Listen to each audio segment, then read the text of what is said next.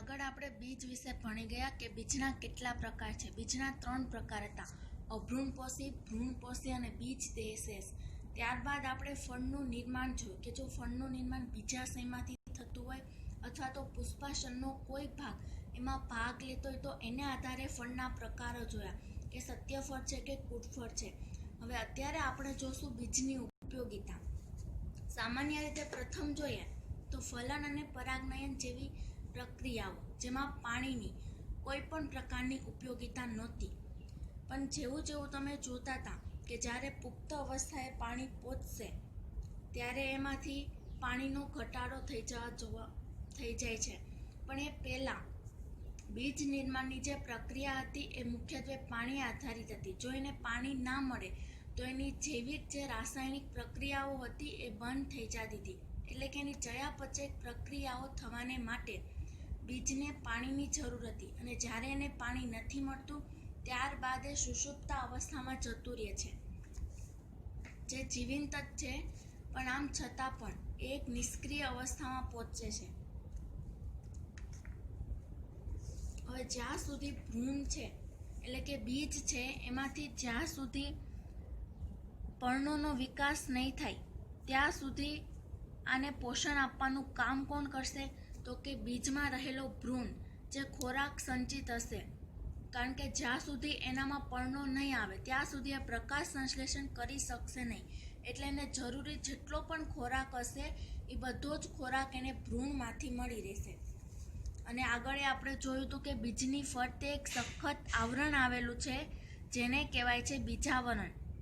અને આ બીજાવરણ એ બીજું કંઈ પણ નથી પરંતુ અંડકાવરણોમાંથી નિર્માણ પામેલું એક આવરણ છે જેને આપણે કહીએ છીએ બીજાવરણ. હવે લિંગી પ્રજનનની પેદાશ હોવાને કારણે બીજ છે એ જનીનિક સંયોજન સર્જે છે, એટલે કે જનીનિક વિવિધતાઓ સર્જે છે. એ પણ તમને ખબર છે, એક નરજન્યુ જોડાય છે અને એક માદાજન્યુ જોડાય છે જેને પરિણામે દ્વિકીય રચના બને છે જેને યુગ્મન જ કહેવાય છે. અને એમાંથી આગળ જતાં વારંવાર વિભાજન થાય છે અને એક મોટા કોષોમાં પરિણમે છે, પેશી કોષો એવી રીતે. અને એક નવી જ વનસ્પતિનું નિર્માણ થાય છે. હવે બીજ છે એ આપણી કૃષિનો પાયો છે. જો પુખ્ત બીજ છે એ જલરહિત ના થતું હોય તો શું થાય? આગળ આપણે જોયું કે ભાઈ બીજ જ્યારે એનામાં મોટે ભાગે 70% જેટલો ભેજ આવેલું હોય, એટલે કે એટલું એનામાં પાણી આવેલું હોય. પરંતુ આગળ જતાં જ્યારે પુખ્ત અવસ્થાએ પહોંચે છે ત્યારે તેમાં ભેજનું પ્રમાણ 10થી 15% જેટલું જ રહે છે. જો બીજ છે એ શુષ્ક ન થતું હોય તો શું આપણે એનો ખેતી માટે ઉપયોગ થઈ શકે? જે તમે ઘઉં, બાજરો જેને તમે ખાદ્ય તરીકે ઉપયોગમાં લ્યો છો, આપણે એને સ્ટોર કરીએ છીએ, આખું વરસ એને રાખી મૂકીએ છીએ. તો જો એ શુષ્ક બનતું ના હોત તો એનો સંગ્રહ કરી શકાત નહીં. અને ઉપરાંત કે જ્યારે બીજ એક નિર્માણ પામ્યું ત્યારબાદ સીધું જ એને ફરીથી વાવવું પડે. જો એમાં ભેજ હોત તો એ ઝાઝો સમય સારું રહી શકે જ નહીં, એ બગડી જાય. હવે બીજનું વિકિરણ એટલે કે એનું એકવાર નિર્માણ થઈ ગયું ત્યારબાદ એ કેટલો સમય જીવંત રહે છે એ પણ બધી વનસ્પતિમાં અલગ અલગ હોય છે.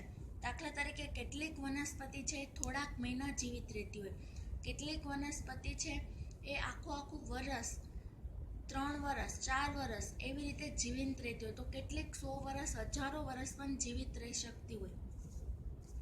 દાખલા તરીકે કોઈ જે તમે મેડિસિનનું પેકેટ હોય, દવાનું પેકેટ, એમાં જે તમે એક્સપાયરી ડેટ જોવો છો કે પછી ભાઈ આને ખાવા લાયક નથી, એ જ રીતે બીજની જીવિતતા કે પછી એકવાર એનું વરસ દિવસ થઈ ગયું, બીજ એની જીવંતતા ગુમાવી દે પછી એ ઉગી શકતું નથી, એટલે કે એનું અંકુરણ શક્ય નથી. અને આ અલગ અલગ સ્પીસીસમાં બધે અલગ અલગ હોય છે. એમાં એક તમને ઉદાહરણ આપ્યું છે, સૌથી જૂનું બીજ છે લ્યુપાઇન.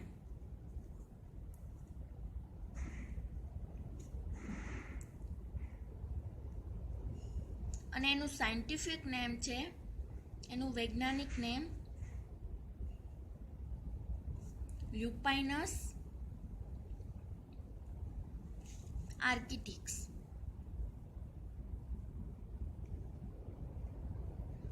આ એનું વૈજ્ઞાનિક નામ છે. અને આ 10,000 વર્ષ સુષુપ્ત રહ્યા બાદ એમાં ફૂલ પણ આવ્યા અને એ અંકુરણ પણ પામ્યું.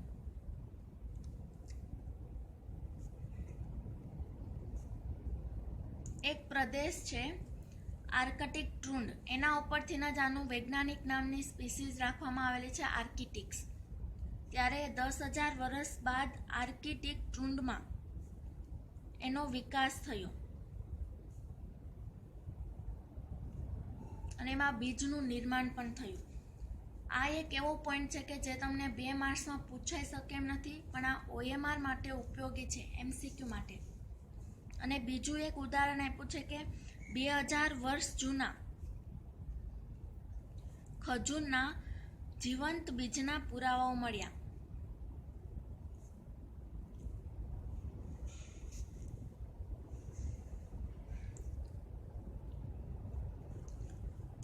અને આ જીવંત પુરાવા મળ્યા છે મૃત દરિયાની નજીક રાજલ હેરોડના મહેલમાં ખજૂરી મળી આવેલી હતી. મૃત દરિયાની નજીક રાજન હેરોડના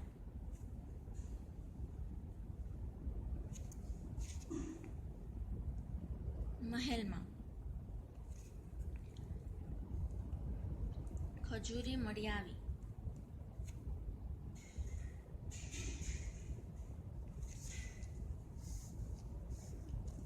હવે તમે આમાં ઘણા બધા ક્વેશ્ચન પૂછ્યા છે કે ભાઈ ભ્રૂણપૂટમાં હાજર અંડકોષોની સંખ્યા કેટલી હોય છે.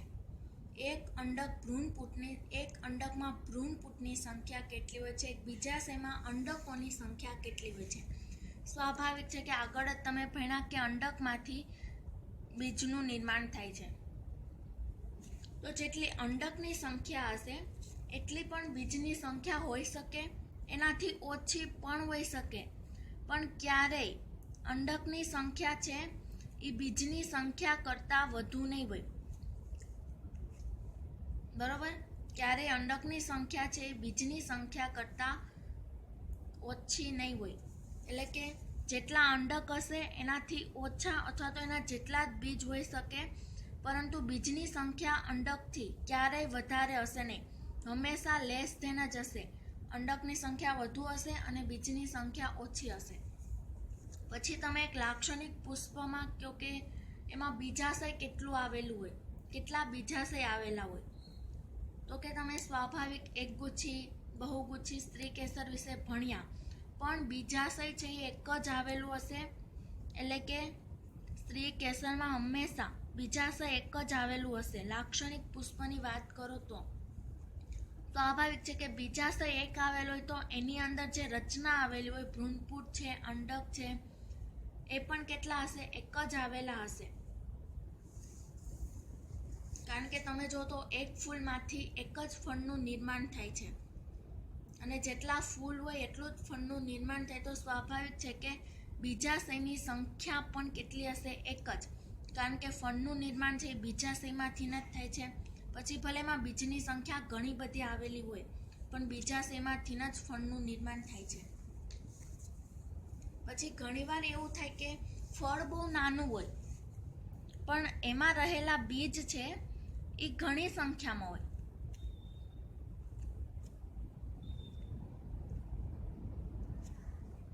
આના તમને ઘણા ઉદાહરણ આપ્યા છે. એમાં પહેલું આપ્યું છે ઓર્કિડ.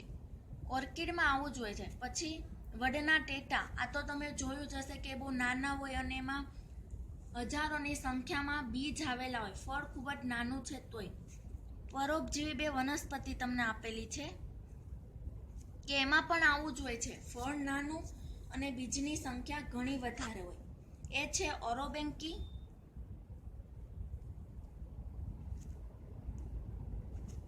અને સ્ટ્રાઇગા.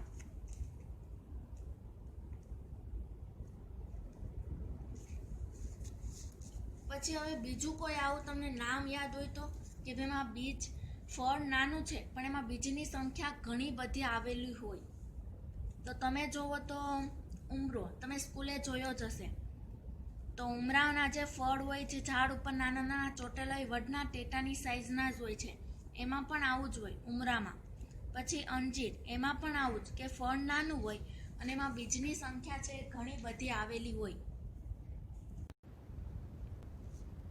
ઘણીવાર તમે જોયું હશે કે આ વડનો જે ટેટો છે એમાં જે બીજ છે તો હાવ નાનું છે, પણ એમાંથી સમય જતાં એ બીજનું જ્યારે અંકુરણ થાય છે અને એમાંથી વડલાનું નિર્માણ થાય છે ત્યારે એનો જેવભાર છે એ કેટલો મોટો બની જાય છે. એટલે કે એના ઉપર રહેતા સજીવો પણ એટલી જ સંખ્યામાં પુષ્કળ પ્રમાણમાં એના ઉપર નિર્ભર રહેતા હોય છે. અને સ્વાભાવિક રીતે મેં એક જગ્યાએ વાંચ્યું હતું કે ખિચકોલી છે, મોટાભાગના જે વૃક્ષો છે એનું બીજ અંકુરણ થવાનું એ પણ અલગ અલગ સમયગાળો હોય. એમાં તમે ખિચકોલી છે તો મોટાભાગના બીજ ખાતી હોય છે અલગ અલગ, તમે એને જોઈ જ હશે.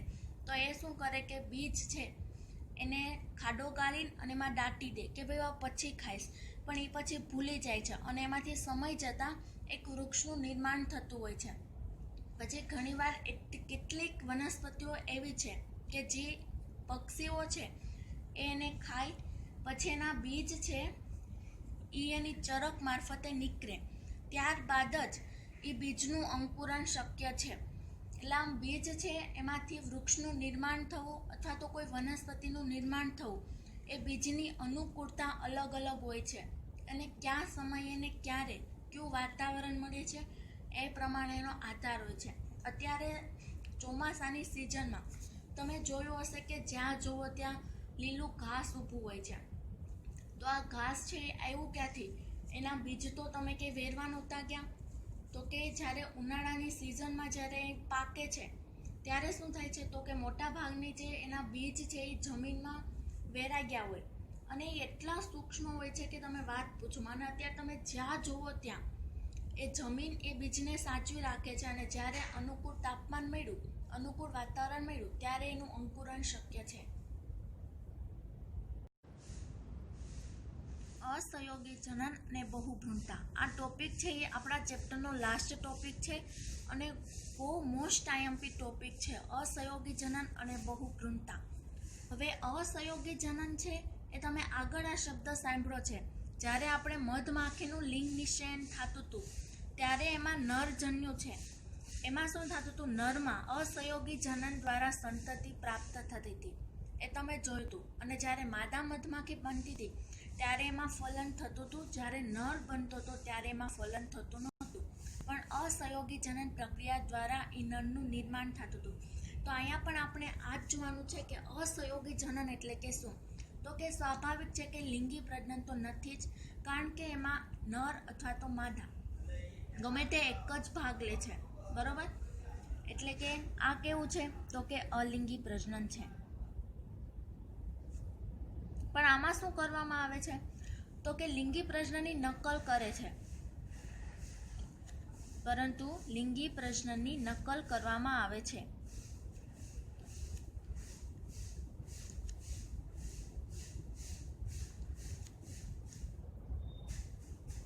કોઈ પણ ફલન વગર બીજનું નિર્માણ કરી શકે છે. કોઈ પણ ફલન વગર બીજનું નિર્માણ થઈ શકે છે. કોના દ્વારા? અસહયોગી જનન દ્વારા. તમે સ્વાભાવિક રીતે જુઓ તો અહીંયા એક માદા યુગ્મન, દાખલા તરીકે તમે જુઓ તો બરોબર વિકીય એક માદા યુગ્મનસ છે, માદા જન્યુ છે, એમાંથી અર્ધીકરણ થાય છે. શા કારણે અર્ધીકરણની જરૂર શું છે તો કે એને એકકીય બનાવવાને માટે, બરોબર? અને આજ પછી માદા જન્યુ છે એ આગળ ફલનમાં ભાગ લેતો હશે. પણ અહીંયા હું માદા જન્યુ શું કામે કહું છું? આ માદા જન્યુ શું કામે કહું છું તો કે એનું એક રીઝન છે, કારણ કે આ એક પ્રક્રિયા આપણે તમે જે જોવો છો એ આપણે ભ્રૂણપૂટની અંદર જે પ્રક્રિયા થાય છે, અંડકમાં જે પ્રક્રિયા થાય છે એ, અને ભ્રૂણપૂટ કે અંડક એ બધી જ રચના સ્ત્રી કેસરની છે. તો સ્વાભાવિક છે કે અહીંયા માદા જ લેવાનું છે, બરોબર? એ તો ક્લિયર થઈ ગયું. પણ અહીંયા અર્ધીકરણ થતું નથી, પણ શું થાય છે તો કે સમભાજન થાય છે, જેને પરિણામે સમભાજનને પરિણામે એકમાંથી બે કોષો તો બનશે, પણ એમાં રહેલા રંગસૂત્રો હશે એ કેવા હશે તો કે દ્વિકીય જ રહેશે, કારણ કે અર્ધીકરણ થતું નથી. તો જ્યારે માદા યુગ્મનજમાંથી અર્ધીકરણ વગર સંતતિ પ્રાપ્ત થાય છે, એટલે કે સમભાજન દ્વારા તમને એક સંતતિ પ્રાપ્ત થાય છે. અર્ધીકરણ વગર દ્વિકીય અંડકોષનું નિર્માણ થાય છે. તો અહીંયા એને ક્યાંય પણ નરજન્યુની જરૂર રહેતી નથી.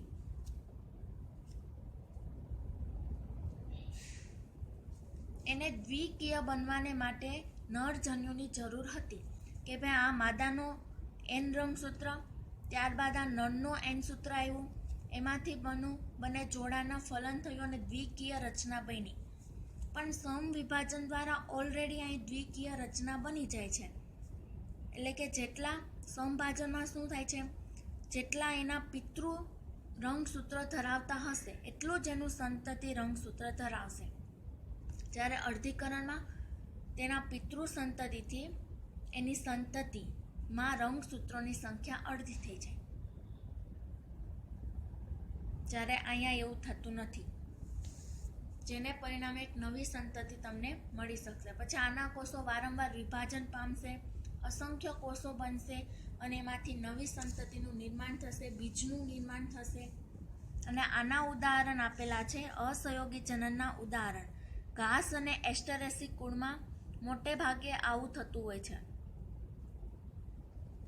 અસહયોગી જનન દ્વારા જ સંતતિ પ્રાપ્ત થાય છે, એટલે કે કોઈ પણ ફલનની જરૂર રહેતી નથી.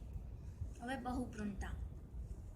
બહુભ્રૂણતા એના નામ ઉપરથી ને તમે સમજી શકો, એક કરતાં વધારે ભ્રૂણ એમાં હાજર હશે. પણ કઈ રીતે? તમે આગળ જોયું હતું જ્યારે ભ્રૂણપૂટની રચના જોઈ હતી ત્યારે બે સહાયક કોષ, એક અંડકોષ, અહીંયા અંડકોષના કોષ કેન્દ્રની સાથે એક નરજન્યુ જોડાઈ જતો હતો અને દ્વિકીય રચના બનાવતો હતો, જેને કહેતા હતા યુગ્મનજ. જો આવી રીતે થાય તો આપને એક જ ભ્રૂણ પ્રાપ્ત થતું હતું, પણ તો એક કરતાં વધારે ભ્રૂણ પ્રાપ્ત થાય છે. તો કે ભ્રૂણપૂટની ફરતે ખોરાક સંચિત કોષો આવેલા હતા, જેને તમે કહેતા હતા પ્રદેહ કોષો. આ પ્રદેહ કોષો છે એ ભ્રૂણપૂટની અંદર ઘૂસી આવવા મથે છે.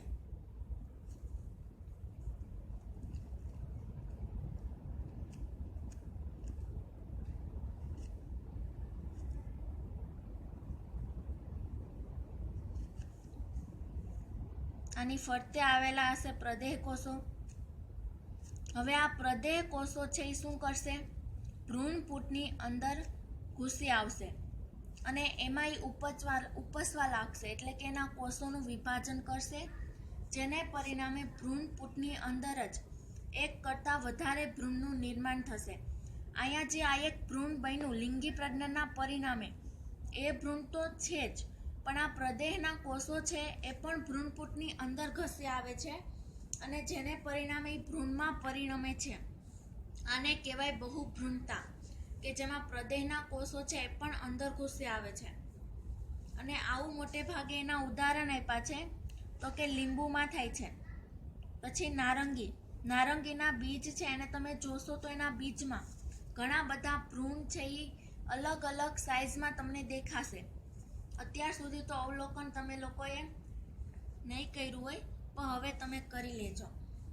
નારંગી છે, લીંબુ છે અને કેરીની કેટલીક જાતો, બધી જાતિની વાત નથી થતી, કેટલીક એવી જાતિ છે એમાં જ થાય છે. અહીંયા તમે સામાન્ય રીતે આપણે જે કેરી ખાઈએ છીએ એમાં બહુભ્રૂણતા જોવા મળતી નથી. એમાં એક જ ગોઠલી હોય છે, ખબર ને, જેને તમે ભ્રૂણ કહો છો.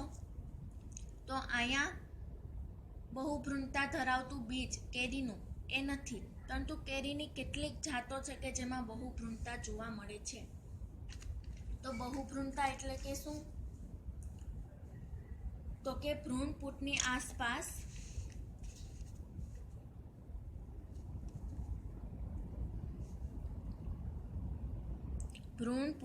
આસપાસ પ્રદેહના કોષો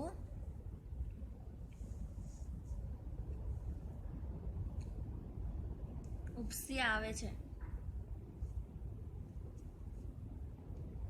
ભ્રૂણપૂટની અંદર પ્રદેહના કોષો ઉપસી આવે છે અને ભ્રૂણમાં પરિણમે છે.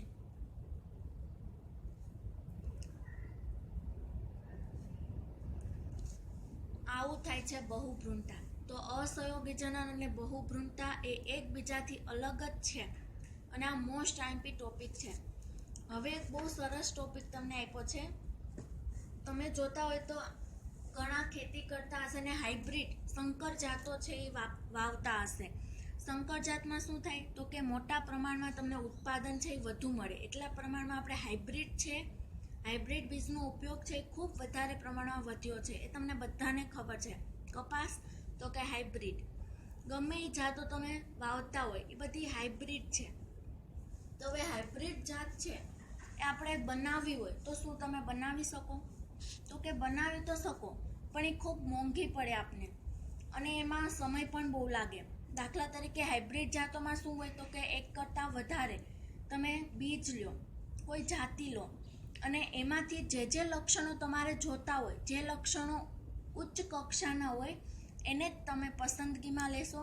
તો જેને પરિણામે તમે બધા બીજનું પરીક્ષણ કરો અને પછી એમાંથી જે લક્ષણો હોય એ તમે અલગ તારવો અને એ બે લક્ષણોનું સંમિશ્રણ કરો. તો આટલા બધામાં તો બહુ બધી વાર લાગી જાય અને આવું પોસિબલ નથી. અને ઉપરથી હાઇબ્રિડ જાતો છે એમાં દર વર્ષે તમારે જુદા જુદા સંકર જાતો છે એ બનાવવી પડે, એટલે કે હાઇબ્રિડ જાતો બનાવવી પડે. દાખલા તરીકે તમે એકવાર ઉત્પાદન લઈ લીધું હાઇબ્રિડ જાતનું, પછી બીજા વર્ષે તમે એનો ઉપયોગ નહીં કરી શકો. શા કારણે? તો કે એમાં જે લક્ષણો તમે એકવાર જે લક્ષણો તમે ભેગા કર્યા હતા એ લક્ષણોનું પછી સંતતિમાં વિશ્લેષણ થઈ જશે, એટલે કે ફરીથી એ લક્ષણો તમે એને મેળવી શકશો નહીં. તો બીજા વર્ષે એ પાક ઉત્પાદનમાં તમે એને લઈ શકશો નહીં. જેને પરિણામે દર વર્ષે હાઇબ્રિડ જાતો છે બનાવવી પડે. પણ જો એનું અસહયોગી જનન દ્વારા રૂપાંતર કરી નાખવામાં આવે તો, એટલે કે આ બીજ છે એને અસહયોગી જનન પદ્ધતિ દ્વારા ઉગાડવામાં આવે તો કોઈ પણ પ્રકારનું એમાં ફલન જ થતું નથી. એટલે લક્ષણો તમને જેવા જોતા હશે એવા જ તમને મળી રહેશે. પણ હવે અસહયોગી જનન માટે ક્યાં એવા જનીનો છે કે જેના પરિણામે અસહયોગી જનન છે એ થાય છે, એટલે કે અર્ધીકરણ થવાની બદલે સમભાજન થાય છે અને જેને પરિણામે તમને ફલન વગર જ સંતતિ પ્રાપ્ત થાય છે. પણ આવું શા માટે થાય છે? એના માટે જવાબદાર જનીન કોણ છે? એ માટે વૈજ્ઞાનિક સંશોધનો હજી શરૂ જ છે એ જાણવાને માટે. હવે જો અસહયોગી જનન દ્વારા તમે એક બીજ ઉગાડી લીધું તો એના ફાયદા શું છે? તો કે દર વર્ષે તમારે એને ફરીથી સંકર જાતોની જેમ એને ફરીથી બનાવવા પડશે નહીં. એટલે કે એકના એક બીજ છે એને તમે વર્ષો સુધી પાકમાં લઈ શકશો. જ્યારે હાઇબ્રિડ બીજ છે એમાં એક જ વખત તમે એને ઉપયોગમાં લઈ શકશો, બાકી પછી એમાં સંતતિમાં વિશ્લેષણ થઈ જશે લક્ષણોનું. જ્યારે અસહયોગી જનનમાં લક્ષણોનું વિશ્લેષણ થશે નહીં, જેને પરિણામે તમે 4, 5, 6 વર્ષ સુધી એને પાકમાં લઈ શકશો.